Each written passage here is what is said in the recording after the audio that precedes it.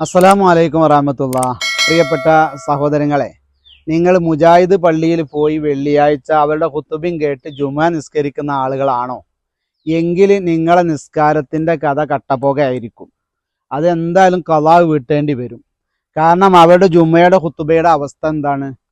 ആ ജുമയുടെ ഖുതുബ നമുക്കറിയാം. അത് മുജാഹിദിൻ്റെ ജുമേൻ്റെ ഖുതുബ എന്താണുള്ളത് ആദ്യം ഒന്ന് കേൾക്കുക നമുക്ക്. എന്നിട്ട് നിങ്ങൾ പറയാം ഈ ഖുതുബ കേട്ടിട്ട് എൻ്റെ ജുമ ശരിയായിട്ടുണ്ടോ ഇല്ലേ എന്നുള്ളത് എല്ലാവരും ഒന്ന് മനസ്സിലാക്കണം. അപ്പൊ ആദ്യം നമുക്ക് എന്ത് ചെയ്യാം, ആ ഖുതുബ ശരിയായിനോ എന്നുള്ളത്, അല്ലെങ്കിൽ ഈ ഖുതുബ കേട്ട നിസ്കാരം ശരിയാകുമോ നോക്കുക. അപ്പൊ മുജാഹിദ് പള്ളിയിലെ ഒരു ഖുതുബ ഞാൻ നിങ്ങളെ കേൾപ്പിക്കുകയാണ്. എല്ലാവരും അതൊന്ന് ശരിക്ക് കാണി കേൾക്കിട്ടോ. PM സലാമിനെ അള്ളാഹു അനുഗ്രഹിക്കട്ടെ. PM സലാമിനോട് നമുക്ക് പറയാനുള്ള അപേക്ഷ, ഒരുപക്ഷെ നിങ്ങൾക്ക് ലീഗ് നഷ്ടപ്പെട്ടെന്ന് വരാം. അതേസമയത്തിൽ നൂറ്റാണ്ടിന്റെ ഏറ്റവും വലിയ സംഭവമാണ് നിങ്ങൾ ചെയ്തത്.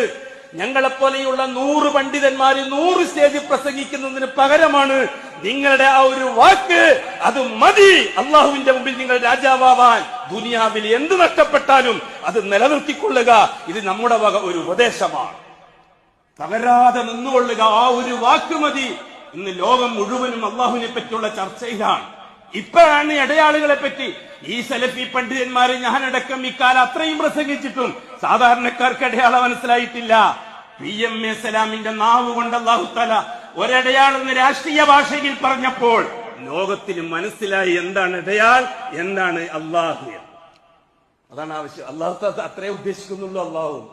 അള്ളാഹു തആല അങ്ങനെ തന്നെയാ പറഞ്ഞത്. ഒന്നിനും കൊള്ളാത്തൊരു മനുഷ്യനെ കൊണ്ടാണെങ്കിൽ ഇസ്ലാമിനെ ഞാൻ ജീവിപ്പിക്കുമെന്ന് അള്ളാഹു തആല പറഞ്ഞത് വെറുതെ അല്ല. നമ്മൾ കുറെ വാദപ്രയാസം നടത്തി, കുറെ കിതാബും കുറെ സ്റ്റേജും കുറെ ബഹളും കുറെ പ്രസംഗം 2-3 മണിക്കൂർ വാഴും. ഇതിനൊക്കെ പകരം 1 കൊല്ലം നമ്മൾ വയത് പറഞ്ഞതിന് പകരമാണ് PM സലാമിന്റെ ആ ഒരു വാക്ക്. എന്തുകൊണ്ട്? അത് തന്നെയാണ് ഖുറൈശികളോട് അല്ലാഹു തആല പറഞ്ഞ വാക്ക്.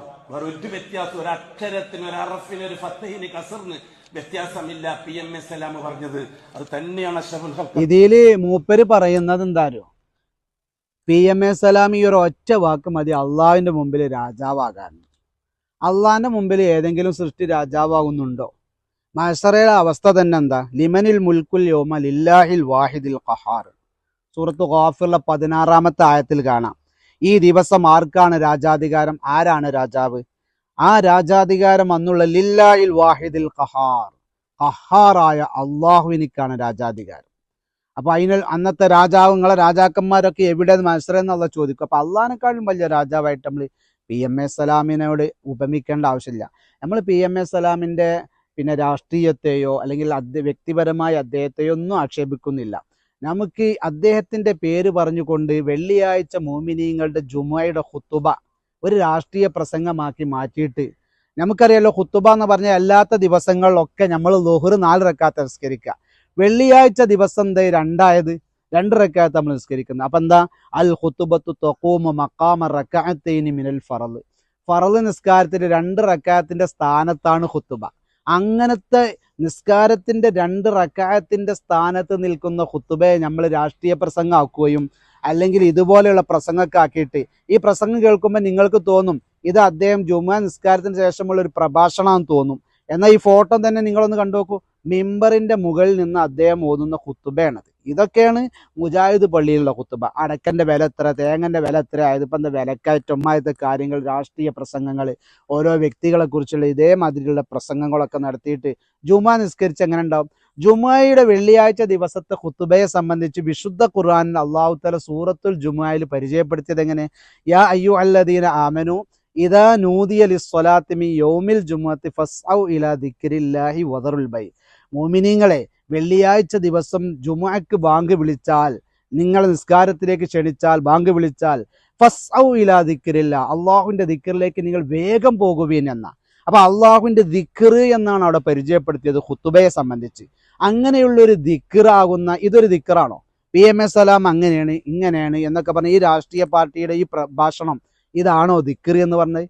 ഈ ഒരു ദിക്റും കേട്ടിട്ടാണോ നിസ്കരിക്കുന്നത്? ഈ ഒരു പ്രഭാഷണം 2 റക്അത്ത് നിസ്കാരത്തിന്റെ സ്ഥാനത്ത് നിൽക്കാൻ പറ്റിയ നല്ലൊരു പ്രഭാഷണമാണോ അല്ലെങ്കിൽ ഖുതുബയാണോ നമ്മളത് മനസ്സിലാക്കേണ്ടത്? മാത്രമല്ല, പ്രഭാഷണത്തിന് ഒതു ഉണ്ടാക്കേണ്ട ആവശ്യമില്ല, ഖുതുബക്ക് ഒതു ഉണ്ടാക്കണം. വെള്ളിയാഴ്ച ദിവസത്തിലെ ഖുതുബക്ക് ഒതു മുറിഞ്ഞാൽ ജുമുഅ നഷ്ടപ്പെടും. അതുകൊണ്ട് ജുമുഅക്ക് ഖുത്ബ ഓതുന്നതിൻ്റെ ഒരു ഷർത്താണ് ഒളു ഉണ്ടായിരിക്കുക, ശുദ്ധിയോട് കൂടിയായിരിക്കുക. മാത്രമല്ല നമുക്കറിയാമല്ലോ, പിന്നെ അച്യുതാനന്ദം പ്രസംഗിക്കലുണ്ട്, അതല്ല നമ്മുടെ പിണറായി വിജയൻ പ്രസംഗിക്കുന്നു, അതേ പ്രകാരം പിന്നെ രാഹുൽ ഗാന്ധി പ്രസംഗിക്കുന്നു, ഇവരൊക്കെ ഒതുണ്ടാക്കിയിട്ടാ. അപ്പൊ ഖുത്ബ എന്ന് പറഞ്ഞാൽ മുജാഹിദ് സുഹൃത്തുക്കൾ തെറ്റിദ്ധരിച്ചിരിക്കുന്നത് ഖുത്ബ ഒരു സാധാരണ പ്രഭാഷണമാണ്, പ്രസംഗമാണ് എന്നുള്ള. അതുകൊണ്ടാണ് ഇവർ മിമ്പറിന്റെ മുകളിൽ കയറിക്കൊണ്ട് പിന്നെ മോമിനീങ്ങളുടെ മുമ്പിൽ ഇങ്ങനെയുള്ള രാഷ്ട്രീയ പ്രസംഗങ്ങളൊക്കെ നടത്തുന്നത്. അതുകൊണ്ട് ഇത് വളരെയധികം ശ്രദ്ധിക്കണം. വയുഷ്തർത്തു കൗനുഹാ കുല്ലുഹാ അറബിയ കമാ ജറ അലൈഹിന്നാസ്. ഖുത്ബ അറബി ഭാഷയിലായിരിക്കൽ ഷർത്താണ് എന്നുള്ളത്. അപ്പൊ ഇത് അറബി ഭാഷയിലല്ല. അതുകൊണ്ട് തന്നെ നമുക്കറിയാം, പ്രവാചകൻ സല്ലല്ലാഹു അലൈഹി വസല്ലമയുടെ ജീവിതകാലത്ത് തന്നെ ഇസ്ലാമിന്റെ ദിവ്യ പ്രകാശം കേരളത്തിൽ വരാൻ ഭാഗ്യം സിദ്ധിച്ചവരാണ് നമ്മൾ.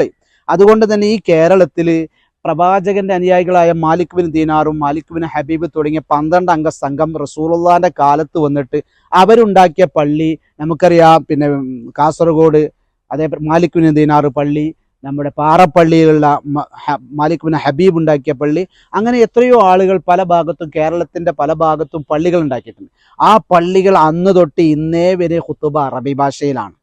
റസൂലുള്ളാഹിന്റെ കാലം തൊട്ടേ ഉണ്ടാക്കിയ പള്ളി, മലയാളികൾക്ക് വേണ്ടി കേരളത്തിൽ ഉണ്ടാക്കപ്പെട്ട പള്ളി, അവിടെയുള്ള ഖുത്ബ ഇന്നും നടക്കുന്ന അറബി ഭാഷയിലാണ്, അല്ലാതെ ഒരു വേറൊരു ഭാഷയിലല്ല. അപ്പൊ അതുകൊണ്ട് തന്നെ ഞാൻ എൻ്റെ പ്രിയപ്പെട്ട സുഹൃത്തുക്കളോട് എനിക്ക് പറയാനുള്ളത്, ഇവിടെ ഈ പറയുന്നത് അധികാരം മശറയിൽ വലിയ രാജാവായി മാറാൻ വരും, PMA സലാമിന് വലിയ രാജാവാകാൻ കഴിയും എന്നാണ് ഇദ്ദേഹം പറയുന്നത്. ഈ ഒരൊറ്റ പ്രസംഗം വെള്ളിയാഴ്ച ജുമ ജനങ്ങളെ ബാത്തിലാക്കിയിട്ട് ഈ ഒരു പ്രസംഗം. അപ്പൊ അതുകൊണ്ട് നമ്മൾ മനസ്സിലാക്കണം, നമുക്കറിയാമല്ലോ എല്ലാ പ്രവാചകന്മാരും മശറ ലോകത്ത് യോമയദു ആദമും വ അംബിയ നഫ്സി നഫ്സി നഫ്സി നഫ്സി നഫ്സിയാണ്. എല്ലാവർക്കും അവനാന്റെ ബേജാറുണ്ടാകുക. ആ നേരത്തെ ഇവിടെ രാജാവാകാനൊന്നും PMA സലാമൊക്കെ പോകുന്നില്ല. അദ്ദേഹത്തിന് ഇത് അദ്ദേഹം കേട്ടാൽ തന്നെ പരിഹസിക്കും, അത്രയും വലിയൊരു വാക്കാണ് അദ്ദേഹത്തെ കുറിച്ച് പറയുന്നത്. അപ്പൊ അദ്ദേഹത്തിന്റെ രാഷ്ട്രീയമായിട്ടോ അല്ലെങ്കിൽ അദ്ദേഹത്തിന് വ്യക്തിപരമായോ നമ്മൾ ആക്ഷേപിക്കുന്നില്ല. അപ്പൊ അതുകൊണ്ട് തന്നെ വെള്ളിയാഴ്ച മുഅ്മിനീങ്ങളുടെ ജുമുഅ നഷ്ടപ്പെടുത്തുന്ന വിധത്തിലുള്ള ഇത്തരം പ്രസംഗങ്ങൾ, ഈ പ്രസംഗത്തിൽ പറയുന്ന വാക്കുകളൊക്കെ ശരിക്ക് നിങ്ങളൊന്ന് കേട്ടു നോക്കൂ. അല്ലാഹു തആല അങ്ങനെ തന്നെയാ പറഞ്ഞത്. ഒന്നിനും കൊള്ളാത്തൊരു മനുഷ്യനെ കൊണ്ടാണെങ്കിൽ ഇസ്ലാമിനെ ഞാൻ ജീവിപ്പിക്കുമെന്ന് അല്ലാഹു തആല പറഞ്ഞത് വെറുതെ അല്ല. PMA സലാമിനെ ഒന്നിനും കൊള്ളാത്തൊരു മനുഷ്യനായി അധപ്പതിക്കേണ്ട ആവശ്യമൊന്നുമില്ല. അദ്ദേഹത്തിന് വളരെ താറടിക്കുന്നൊരു വാക്ക് മാത്രമായിട്ടാണ് നമ്മൾ അതിനെ കാണുന്നത്.